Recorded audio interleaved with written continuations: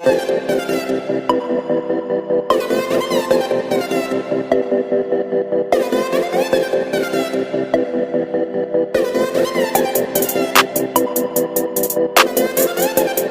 वालेकुम स्टूडेंट, आज करवाएंगे बेटा आपको एक्सरसाइज नंबर 5.8। क्वेश्चन नंबर इसका 5 है। Inverse 3000 rupees, 3250 rupees, 3500 in a joint business. अब यहाँ पर बता रहे हैं कि यहाँ इन्वर्स किया है, ए ने जो किया है वो 3000 किया है, बी ने किया है 3250 रुपीज़ और सी ने जो इन्वेस्ट किया है वो 3500 रुपीज़ करा है। तो बच्चों यहाँ पर देखना क्या है, इन्होंने जॉइंट बिजनेस किया है। आफ्टर 1 ईयर, 1 साल बाद, गेन प्रॉफिट, उनको हासिल होता है प्रॉफिट 7240 रुपीज़। 7240 रुपीज़ उनको फ़ायदा मिलता है, ठीक है, मुनाफा मिलता है।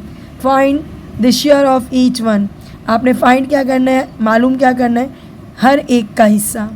If got 1000 rupees out of profit money, कहता है ए को जो है वो मिलेगा 1000 रुपये ज़्यादा आउट ऑफ प्रॉफिट, प्रॉफिट के पैसों में से। 4 एक्टिंग एज मैनेजर, उसने एक्ट किया है, उसने मैनेजर के तौर पे काम किया था। जो बेटा प्रॉफिट के जो पैसे हैं ना 7240 रुपीज़, इनमें से 1000 रुपये ए को ज़्यादा मिलेंगे, हिस्सा अपनी जगह मिलेगा, लेकिन एज अ मैनेजर उसने काम किया था तो सबसे पहले उसके एज अ मैनेजर पैसे जो हैं इसमें से अलग करना पड़ेंगे, ठीक है। तो बेटा बोर्ड पे करके दिखाते हैं। तो बेटा सबसे पहले टोटल प्रॉफिट कितना था बच्चों, 7240 रुपीज़, ठीक है। तो अब इतने अमाउंट, ये इतना जो प्रॉफिट हुआ है इसमें से 1000 रुपीज़ हमने एज अ मैनेजर ए को देना है। उसके बाद प्रॉफिट के पैसे जो बचेंगे उसके बाद डिस्ट्रीब्यूट होंगे। तो यहाँ सबसे पहले हम क्या लिखेंगे बच्चों, हम सबसे पहले लिखेंगे ए गेट, ए को मिलेंगे, ठीक है, a get out of profit, as a manager भी लिख सकते हो, ऊपर मैं आउट ऑफ प्रॉफिट लिख रही हूँ, ज़्यादा लिखने की ज़रूरत नहीं है, ठीक है। आउट ऑफ प्रॉफिट, उसको प्रॉफिट में से एज अ मैनेजर 1000 रुपीज़ मिलेंगे, ठीक है। तो हम मिलेंगे यहाँ पर 1000 रुपीज़, सही। अब क्या करेंगे, अब ये करेंगे बच्चों, अब क्या करेंगे, प्रॉफिट में से हम ये माइनस कर लेंगे तो रिमेनिंग प्रॉफिट कितना बचेगा, रिमेनिंग प्रॉफिट, जिसमें से अब डिस्ट्रीब्यूशन होगी। तो रिमेनिंग प्रॉफिट कितना होगा बच्चों, माइनस करके बताओ जल्दी से। माइनस होने के बाद बचेंगे 6240 रुपीज़। तो बेटा ये है आपका टोटल प्रॉफिट। अब इस टोटल प्रॉफिट में से हमने करना है डिस्ट्रीब्यूशन, ठीक है। तो सबसे पहले इन्वर्स किसने कितना किया था, ए ने कितना इन्वर्स किया था,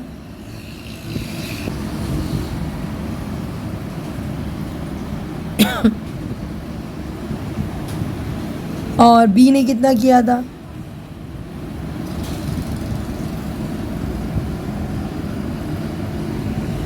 और सी ने कितना किया था। रेशो भी डालते जाते हैं साथ साथ।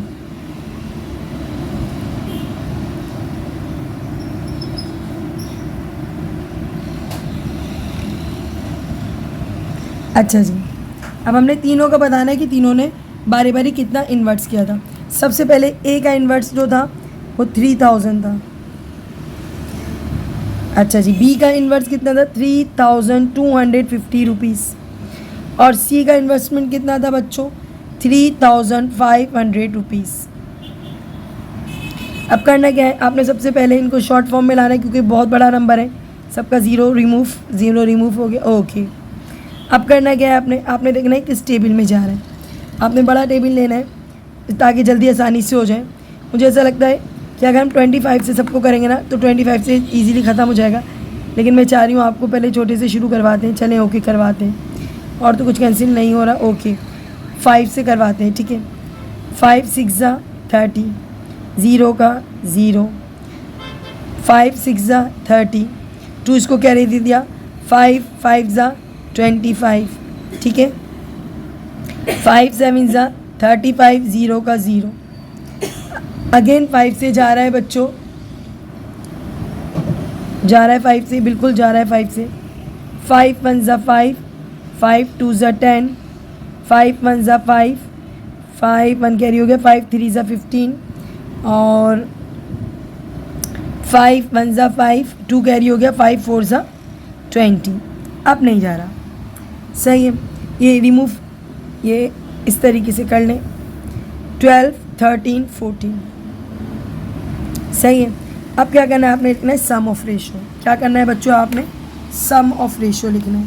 तो हम लिखेंगे sum of ratio. Sum of ratio में क्या करते हैं बच्चों, तीनों ही नंबर को प्लस करते हैं।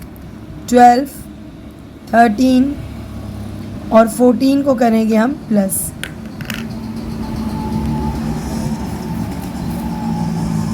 तो बेटा इनको प्लस करते हैं तो आता है 4 3 7 और 2 9, यानी कि 39। सम ऑफ रेशो कितना आता है बच्चों, 39। अच्छा जी बेटा, अब सबसे पहले शेयर ऑफ ए का शेयर निकालते हैं। तो सबसे पहले ए की जो है वो अमाउंट कितनी है, 12। सम ऑफ रेशो कितना आ रहा है बच्चों, 39। मल्टीप्लाई बाय क्या आएगा बच्चों, जल्दी से बताओ। टोटल प्रॉफिट की रकम जो हमने रिमेनिंग बचाई थी 6240 रुपीज़। ओके, अब करना क्या है बच्चों, आपने इन दोनों को मल्टीप्लाई करके डिवाइड कराना है, सही है। तो करवाते हैं बच्चों। 12 मल्टीप्लाई बाय 6240, ठीक है, और डिवाइडेड बाय क्या है बच्चों, 39। जी 1920 रुपीज़ क्या आएगा बच्चों, 1920 रुपीज़। ओके बच्चों, अब करवाते हैं share of B. Share of B, अच्छा एक चीज़ और बताती चलूँ, ये तो इसके इतने पैसे मिले इसको प्रॉफिट में से, लेकिन 1000 इसको मज़ीद भी मिले, तो ये कितना बन जाएगा। अगर इसमें से 1000 और प्लस कर देंगे तो बताओ कितना बनेगा, 2000 प्लस कर देंगे तो बनेगा 2920 रुपीज़, सही है। अच्छा, B of share of B मालूम करते हैं। तो शेयर ऑफ बी क्या है बच्चों, 13, सही है। Total amount, sorry total amount नहीं, टोटल सम ऑफ रेशो, और टोटल अमाउंट है 6240, ठीक है बेटा। करते हैं इसको सॉल्व। तो हमारे पास क्या है, 13 मल्टीप्लाई बाय 6240 और डिवाइडेड बाय क्या है, डिवाइडेड बाय 39 जी 2080 क्या आएगा बच्चों, 2080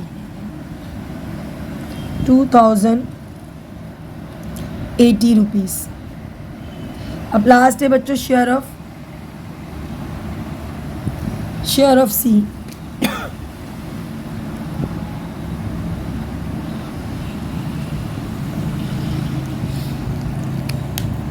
तो बेटा शेयर ऑफ सी में क्या करेंगे, 14 39 वही sum of ratio multiply by total जो पैसे बचे हैं प्रॉफिट के, ठीक है।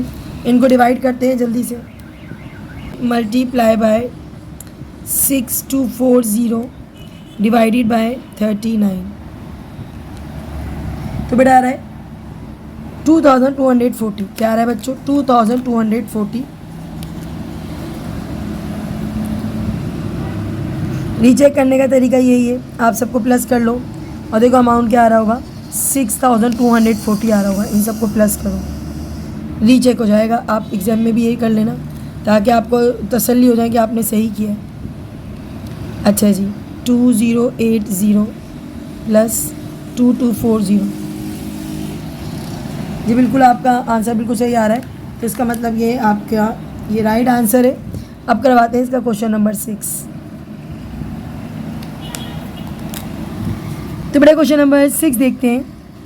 अच्छा जी, A B C and D 4 लोग हैं। अब इन्वेस्ट रुपीज़, इन्होंने यहाँ पर जो बिज़नेस के पैसे 2000 रुपीज़ ए ने दिए, 1875 रुपीज़ दिए B ने, 1875 भी बोल सकते हैं हम, लेकिन 1875 छोटा लगता है इसलिए मैंने बोल दिया B ने दिए। C ने दिए 875 रुपीज़ और बच्चों D ने दिए हैं 1625 रुपीज़। सी रिस्पेक्टिवली इस हिसाब से। इन अ जॉइंट बिजनेस, एक जॉइंट बिजनेस किया है इन लोगों ने, यही हिसाब से पैसे दिए। And gain a profit of 3240 rupees. इनको हासिल हुआ है प्रॉफिट 3240 रुपये। ठीक है, उसके बाद क्या होता है, आफ्टर 1 ईयर, 1 साल बाद इनको इतने पैसे मिलते हैं। ठीक है, फाइंड शेयर ऑफ ईच, आपने फाइंड करना है हर एक का शेयर। लेकिन अगर C has to get 100 rupees, C को मिलना है 100 रुपीज़ पर मंथ, हर महीने, for acting as manager, manager के तौर पर उसने काम किया है अपने इस पूरे प्रोजेक्ट में, मैनेजर के तौर पे काम किया है। उसको हर महीने की जो उसकी सैलरी इन लोगों ने रखी है वो 100 रुपये। तो 1 साल में कितने महीने होते हैं? 12। तो 12 मंथ, हर महीने 100 रुपये मिल रहे हैं, तो 12 महीने होते, उसको 1200 रुपये एक्स्ट्रा मिलेंगे। ठीक है, किस में से? प्रॉफिट के पैसों में से। प्रॉफिट कितना हुआ था? 3240 रुपये प्रॉफिट हुआ था। तो इसको हर महीने 100 रुपये मिलते थे, यानी कि 1200 रुपये इसने एक्स्ट्रा लेना है प्रॉफिट के पैसों में से। ओके, शेयर अलग है, पहले इसके प्रॉफिट निकालते हैं, सॉरी, पहले इसके एज ए मैनेजर जो इसने काम किया है उसके 100 रुपये के हिसाब से 1200 रुपये अलग करते हैं। तो बेटा सबसे पहले हम क्या लिखेंगे? टोटल प्रॉफिट कितना था? 3240 रुपीज़।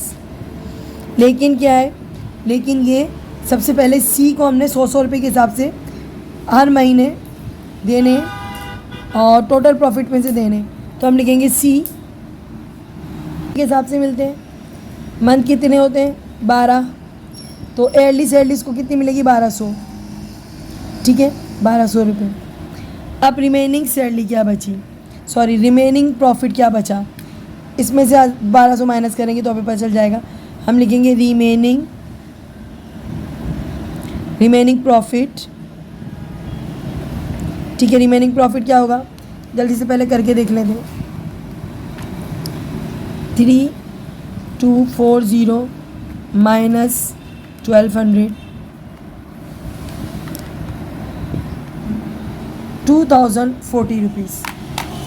तो हम यहाँ 2040 रुपीज़ भी लिख सकते हैं डायरेक्ट, लेकिन मैं आपको थोड़ा सा ये करके भी दिखा दूँ ना।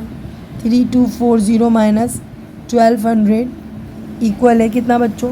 2040। ये है टोटल प्रॉफिट। अब इस प्रॉफिट में से शेयर होंगे, लेकिन सबसे पहले सम ऑफ रेशो किस किस के दरमियान है? ए, बी, सी और डी। हम लिखेंगे सम ऑफ रेशो किसके दरमियान है? ए, बी, सी और डी के दरमियान। ठीक है, सब ने कितना कितना अमाउंट दिया है पहले ये चेक कर लेते हैं। अमाउंट दिया है बच्चों, पहले वाले ने 2000, वाले ने दिया है 2000, दूसरे वाले ने कितना दिया है? 1975। अच्छा जी, तीसरे वाले ने कितना दिया है? बेटा 18 है, 18 है, सही 18 है। आप अपनी बुक में चेक कर लेना, ठीक है।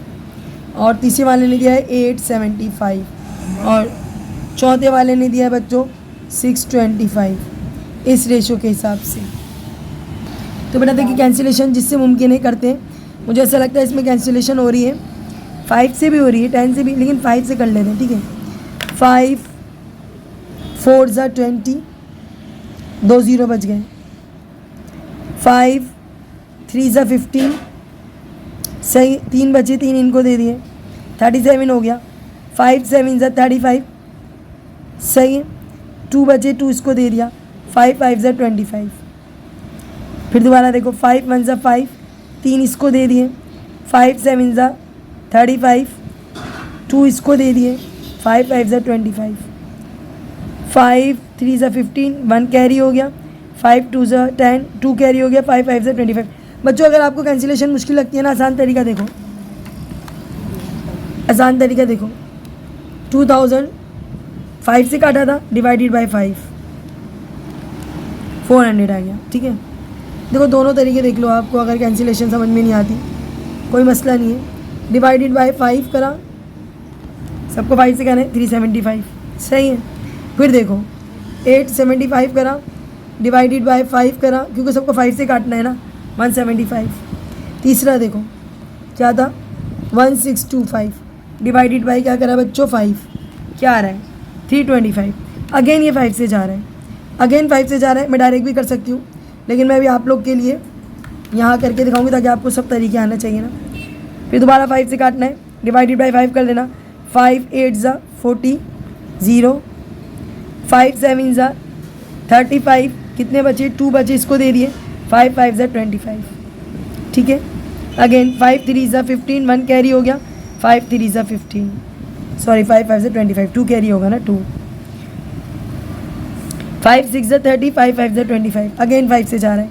5 4 ज़ा 20, 5 1 ज़ा 5 1 ज़ा 5, ठीक है। 3 कैरी हो गए। 5 6 ज़ा 30, 5 1 ज़ा 5, 2 कैरी हो गए। 5 5 ज़ा 25, 5 7 ज़ा 35, 5 1 ज़ा 5, 5 3 ज़ा 15। बच्चों सम ऑफ रेशियो ये आ रहा है, नो सॉरी इनके दरमियान ये रेशियो है। तो बेटा आप लोग ज़रा प्लीज़ एक बार कैलकुलेट कर लेना। अगर कैंसिलेशन मुश्किल लगती है तो कैलकुलेटर मैंने आपको बता दिया यूज़ करें, कोई मसला नहीं है आपको। अब करते हैं इन सबको प्लस, सम ऑफ रेशियो निकालते हैं। सम ऑफ रेशियो, तो बेटा सम ऑफ रेशियो क्या निकलेगा? अच्छा पहले प्लस तो लगा दो। 16 + 15 + 7 और क्या है बच्चों प्लस 13। इन सबको करते हैं प्लस ताकि थोड़ा सा टाइम बच जाए।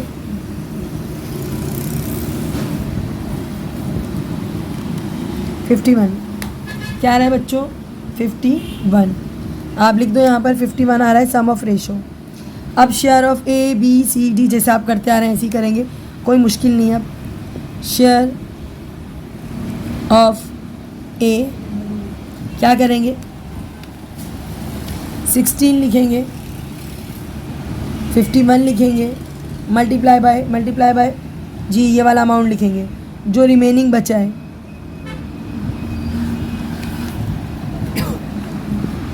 तो सबसे पहले मल्टीप्लाई करेंगे फिर डिवाइड करेंगे।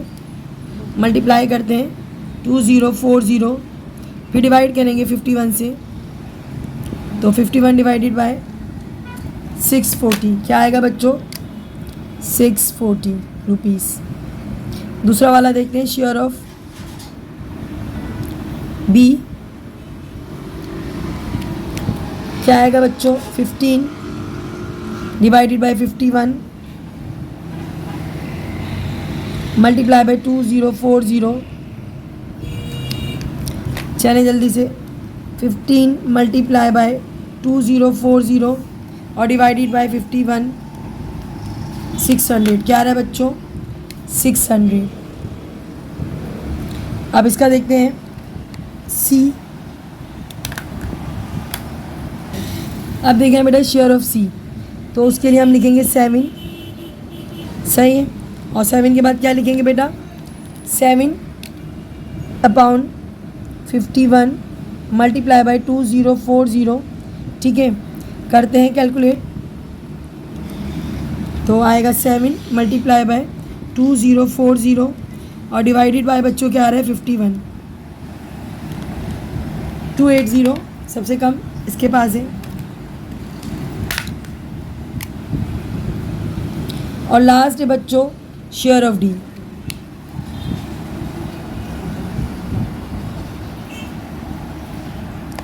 तो शेयर ऑफ डी में क्या लिखेंगे? 13 अपॉन 51 मल्टीप्लाई बाय 2040। अब जल्दी से इसको इसको जल्दी से सॉल्व करते हैं। 13 multiply by 2040 divided by 51, answer आया 520। तो बच्चों ये आप सबका प्लस देखें और प्लस करने के बाद इनका देखेगा अमाउंट हमारे प्रॉफिट से मैच होता है या नहीं। 640 प्लस 600 प्लस 280 प्लस 520। जी बिल्कुल हमारा आंसर देखें मैच हो रहा है हमारे प्रॉफिट से। टोटल प्रॉफिट कितना था हमारा? जी 2040। तो बेटा ये हमारा आ गया आंसर। और लास्ट क्वेश्चन करवा दें इस एक्सरसाइज का। क्वेश्चन नंबर 7 देखिएगा बेटा। तो क्वेश्चन नंबर 7 में देखें A B and C started a business. एक बिजनेस स्टार्ट किया। द इन्वेस्टेड, उन्होंने इन्वेस्ट किया है बच्चों 4600 रुपीज़ तीनों ने। तीनों का टोटल अमाउंट जो है बच्चों 4600 रुपीज़ तीनों ने मिलाए, सही। इन तीनों ने जब जमा किए तो इतने पैसे आ रहे हैं। एंड गेन अ प्रॉफिट, उनको प्रॉफिट होता है 690 रुपीज़ का, 690 रुपये का फ़ायदा होता है। Find each share of profit, आपने इसके अंदर इन तीनों को शेयर मालूम करना है, ठीक है।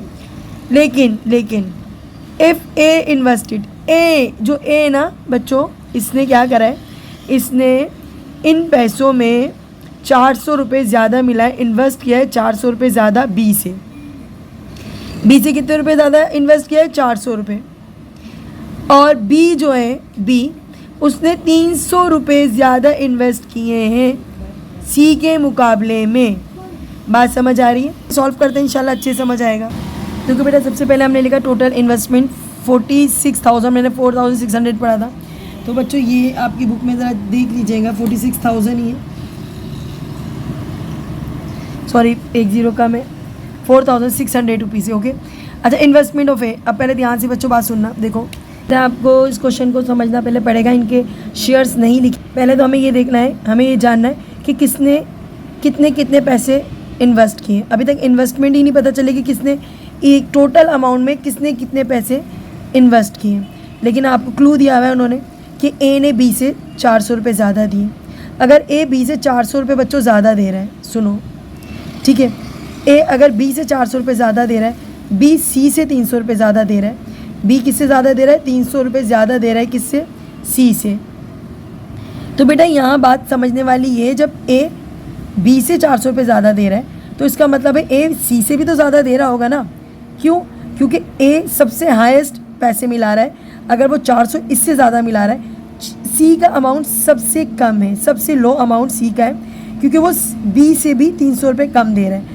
अगर ये इसके मुकाबले में 400 ज़्यादा दे रहा है तो इसका मतलब है ए जो है ना वो सी के मुकाबले में, जब बी 300 रुपये ज़्यादा दे रहा है, ए 400 रुपये ज़्यादा दे रहा है, तो इसका मतलब ये हुआ किसके मुकाबले में? सी के मुकाबले में ए जो है ना वो 700 रुपये ज़्यादा दे रहा है। किसके मुकाबले में? सी के मुकाबले में 700 रुपये ए क्या कर रहा है? ज़्यादा दे रहा है। टोटल अमाउंट जो है वो ए जो है वो सी के मुकाबले में 700 रुपये ज़्यादा दे रहा है, बी के मुकाबले में 300 रुपये ज़्यादा दे रहा है। अगर इसके बरक्स देखते हैं बच्चों, बी सिर्फ सी से 300 रुपये ज़्यादा दे रहा है, ओके। तो बेटा इसका हम निकालते हैं। सबसे पहले इनका टोटल निकालते हैं, investment A B and C, A B and C. सबसे पहले हम देखते हैं टोटल अमाउंट कितना था। ए कितना दे रहा था? 400 रुपये ज़्यादा, किससे? बी से। बी किससे ज़्यादा दे रहा है? 300 रुपीज़ सी से। अब ये देखें, 400 ए ज़्यादा दे रहा था बी के मुकाबले में, बी सी के मुकाबले में ज़्यादा दे रहा था 300 रुपये। इसका मतलब वो सी के जो पैसे हैं ना बेटा, ए के मुकाबले में 7 गुना कम है। यानी कि अगर ये 700 देगा, सही है, तो सी कितने दे रहा होगा? 300 रुपये दे रहा होगा। समझ आ गई बात? अब इन सारे अमाउंट को प्लस करते हैं और हमारे पास आता है 700 रुपीज़, नहीं 1000 रुपीज़। क्या आता है बच्चों? अब समझ में आएगी बच्चों, 1000 रुपीज़ हो रहे हैं। मतलब क्या हुआ कि अगर हमारे पास 400 रुपये हैं, ए ज़्यादा दे रहा है तो 600 बचेंगे। 600 में से 300 ये इससे ज़्यादा दे रहा है, तो यानी कि ये अभी कुछ भी नहीं दे रहा। समझ आ रही है? ये 300 रुपये जब इससे ज़्यादा दे रहा है तो इसका मतलब है ए बी और सी, अगर ये इससे 400 रुपये ज़्यादा दे रहा है, ये इससे 300 रुपये ज़्यादा दे रहा है। अगर मैं यहाँ पर भी बच्चों 300 रुपये लिख देती हूँ ना तो मेरा सवाल बिल्कुल गलत हो जाएगा। अगर मैं यहाँ 0 लिखूँगी ना तो चलेगा। पता है कैसे? देखो अगर मैं यहाँ 300 रुपये लिख देती हूँ, फॉर एग्जांपल मैंने लिखा 300 रुपये दे रहा है, लेकिन आपकी बात तो उल्टी हो गई ना। आप तो कह रहे हो बी सी से ज़्यादा दे रहे हैं ना। अगर मैं यहाँ 300 रुपये लिख देती हूँ, इसका मतलब क्या हुआ? इसका मतलब ये हो कि हमारा सवाल गलत हो गया कि हम तो बोल रहे थे कि सी से 300 रुपये ज़्यादा है, इनका तो इक्वल आ गया अमाउंट, इक्वल अमाउंट आ गया, तो ये बात गलत हो जाएगी। तो इसका मतलब है ये इसके मुकाबले में जो 1000 रुपीज़ हमने जमा किए हैं ना, इसके मुकाबले में ये अमाउंट इसके पास जाएगा, क्योंकि ये इससे ज़्यादा दे रहा है और ये इसके मुकाबले में 700 ज़्यादा दे रहा है। क्योंकि हम इसके पास तो कुछ नहीं बचा ना, क्योंकि अगर मैं इसके पास 300 रुपये लिख दूँगी तो इनका अमाउंट तो इक्वल आ जाएगा, और जबकि उसने कहा अमाउंट इक्वल नहीं है, ये इससे 300 रुपये ज़्यादा दे रहा है। समझ आ रही है बात? ये इससे क्या दे रहा है, 300 रुपये ज़्यादा दे रहा है, इसका मतलब है इसके पास अभी अमाउंट कुछ भी नहीं है। ये सिर्फ एग्जाम्पल थी बच्चों, समझ आ गई बात? ओके। अब क्या करना है, हमने इन सब के जो पैसे हैं ना वो इसमें से अमाउंट में से निकाल देने। ये दोनों अमाउंट के पैसे जो है ना बच्चों ए के और ये किसके हैं, बी के। याद रहेगी बात? चलें ओके। अब 1000 रुपीज़ हमने निकालने 4600 में से माइनस करना है 1000 रुपीज़, तो हमारे पास बचेगा बेटा कितना, रिमेनिंग अमाउंट 3600 रुपीज़। ये बचा आपका रिमेनिंग अमाउंट।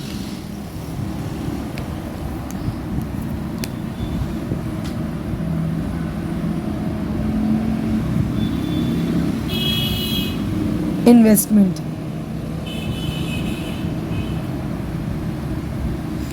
ठीक है, ये आपकी थी इन्वेस्टमेंट, बच गई है। अब बच्चों ये जो इन्वेस्टमेंट बची है ना आपकी, अब इन इन्वेस्टमेंट में से बताओ 3600 रुपये जो बच गई है, ए ने अपने 400 रुपये और उसके 300 रुपये निकाल दिए, ठीक है। अच्छा मैंने 100 लिखना, 1000 लिखना था, तो मैंने ये 1000 रुपीज़ निकाल दिए। ए ने अपने 700 रुपये ले लिए, बी ने अपने 300 रुपये ले लिए। ये 1000 रुपीज़ पहले हमने निकाल दिए, ठीक है। अब हमें ये बताना है कि इस टोटल अमाउंट में इन लोगों ने कितना कितना पैसा मिलाया, क्योंकि इन्होंने टोटल पैसा कितना मिलाया हमें पता नहीं है। 3600 में कितना कितना पैसा तीनों ने मिलाया, तो चलो देखते हैं कितना रुपए मिलाया। ए ने कितना इन्वेस्ट किया, तो सबसे पहले लिखेंगे ए ने कितना इन्वेस्ट किया। बच्चों अभी तो प्रॉफिट में हिस्सा देना बाकी है, अभी तो हम सिर्फ इन्वेस्टमेंट निकाल लें। ए इन्वेस्ट तो कितना करा है बच्चों इसने, जी करते हैं जल्दी से। हमने लिखा 3600, बल्कि सी से शुरू कर दें, सी ने तो सबसे कम मिलाया है ना, सी से शुरू कर दें। तो बेटा सी ने सबसे कम मिलाया, कितने बंदे, 3 बंदे, और कितना अमाउंट है 3600, कितना अमाउंट है 3600। हमने 3 बंदे तो डिवाइड करा तीनों में, सबसे लास्ट इसका हिस्सा है, तो हमने 3 से डिवाइड किया है बच्चों, क्योंकि 3 बंदे हैं और तीनों में ये अमाउंट डिवाइड करना है। तो यहाँ पर आ गया बच्चों 3 1 3, 3 2 6, 0 0, 1200 रुपये मिलाए थे इसने। सी ने कितने मिलाए थे बच्चों, 1200। अब हमें अमाउंट बिल्कुल क्लियर समझ में आ गया। अमाउंट 1200 जब इसने मिलाए थे, इससे 300 रुपये ज़्यादा मिलाए थे किसने, बी ने, तो 300 ऐड कर दो, यानी कि बी ने मिलाए होंगे 1500। सी ने मिलाए थे 400 रुपये ज़्यादा और 300 रुपये उससे ज़्यादा। चलें देखते हैं, बी की बारी आ रही है, बी की बारी आ रही है बच्चों। बी ने कितना मिलाया होगा, चलते जाएंगे ना तो इंशाल्लाह आपको सही समझ में आ जाएगा। बी ने इन्वेस्ट किया होगा बच्चों, इसके मुकाबले में कितने रुपए ज़्यादा बच्चों, इसके मुकाबले में 300 रुपये ज़्यादा। तो हम लिखेंगे अगर इसने 1200 मिलाए थे तो इसने मिलाए थे 300 रुपये ज़्यादा, तो इसका मतलब है इसने 1500 मिलाए होंगे। समझ में आ रही है बात जी, इसे मिलाए होंगे 1500। अब इसी हिसाब से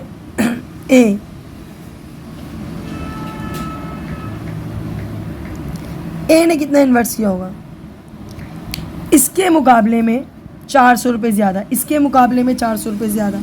देखो अब बात मेरी जो आपको कही थी ना शुरू में, वो देखो बिल्कुल समझ में आ जाएगी आपको। इसके मुकाबले में 400 रुपये ज़्यादा, 1900 रुपीज़ मिलाए होंगे।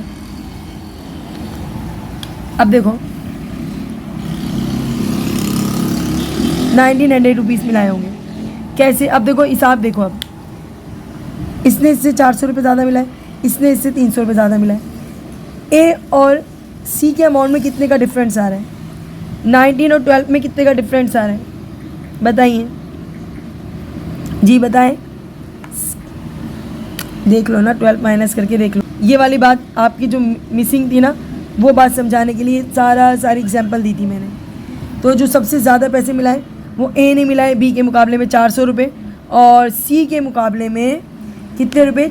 ओके बच्चों, अब करना क्या है बच्चों, सबका अमाउंट पता चल गया जी, बिल्कुल पता चल गया।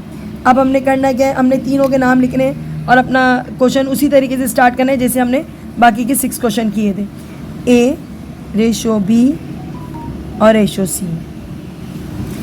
अब यहाँ जो अमाउंट आ रहा है यही क्लियर है। ए के पास आएगा 1900। और अब तो आपको सब आ गया, क्योंकि ये वाले क्वेश्चन तो पूरे 6 क्वेश्चन में हमने यही करवाया है आपको।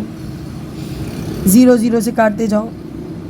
आपके पास बचता है सम ऑफ रेशो में 19 प्लस 15 प्लस 12। इनको प्लस करके सम ऑफ रेशो निकाल। प्लस करने के बाद आ रहा है आपके पास 46। क्या आ रहा है बच्चों? 46। और टोटल प्रॉफिट कितना है बच्चों? अब बारी आती है टोटल प्रॉफिट की। और टोटल प्रॉफिट आता है बच्चों आपके पास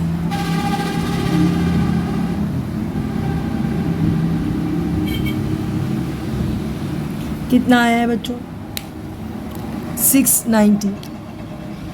690 रुपीज़। अब इनमें से 690 रुपीज़ में से सबको शेयर देना है।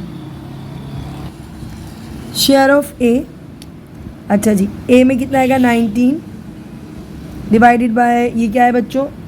46 मल्टीप्लाई बाय 690 इक्वल है। शेयर निकल जाएगा बच्चों प्रॉफिट में से। कैलकुलेट करेंगे तो ज़्यादा बेटर होगा।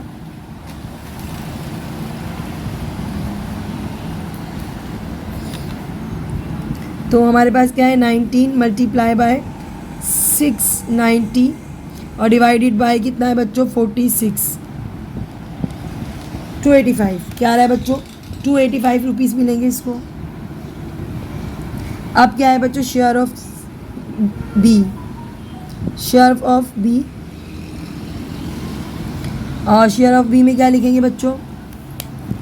जी बेटा 15 divided by 46 multiply by 690। Calculator उठाएं बच्चों। जी बेटा 15 मल्टीप्लाई बाय 690 और डिवाइडेड बाय 46। 225 आ रहा है बच्चों। 225 रुपीज़। और लास्ट है बच्चों शेयर ऑफ सी।